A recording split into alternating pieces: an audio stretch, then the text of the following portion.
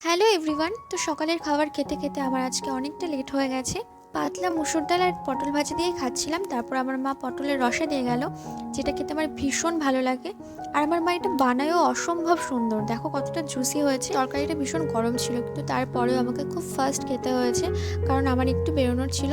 কিন্তু বাইরে বেরিয়ে দেখলাম আকাশটা ভীষণ ডাল হয়ে আছে, কখন কি ঝড় বৃষ্টি হয় বলা যায় না। তো আমি আর রিস্ক নিলাম না। আজকে এত লেট করে খাওয়া হয়ে গেছে বলে লাঞ্চে আর তেমন কিছু খেলাম না, একটু শশাই খেয়ে নিলাম। পিটার দেখলাম দিব্যি ঘুমোচ্ছে।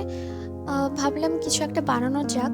অনেকদিন কেক বানানো হয় না, আর বাচ্চা ছোট বলে তো 1 বছর প্রায় কোনো অর্ডারও নিইনি। তাই বাড়ির জন্য একটা অরেঞ্জ ফ্লেভারের স্পঞ্জ কেক বানিয়ে ফেললাম। প্রথমে যদিও একটু ভয়ে ছিলাম, এতদিন পর বানাচ্ছি আদৌ ফুলবে কিনা। কিন্তু দেখো কতটা স্পঞ্জি হয়েছে। আসলে কেক ফুলবে কি ফুলবে না, কেকটা কতটা নরম স্পঞ্জি হবে, এই সব কিছু নির্ভর করে কেকের ব্যাটারের ওপর। মোমো মোমো। অনেকক্ষণ ধরেই মোমোর গলার আওয়াজ পাচ্ছিলাম, কিন্তু আমি না ফার্স্টে অত গুরুত্ব দিইনি।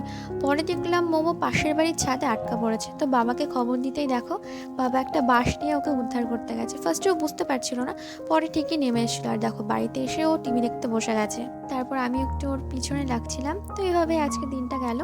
তো কেমন লাগলো ব্লগটা অবশ্যই জানান। আজকের মতো বাই।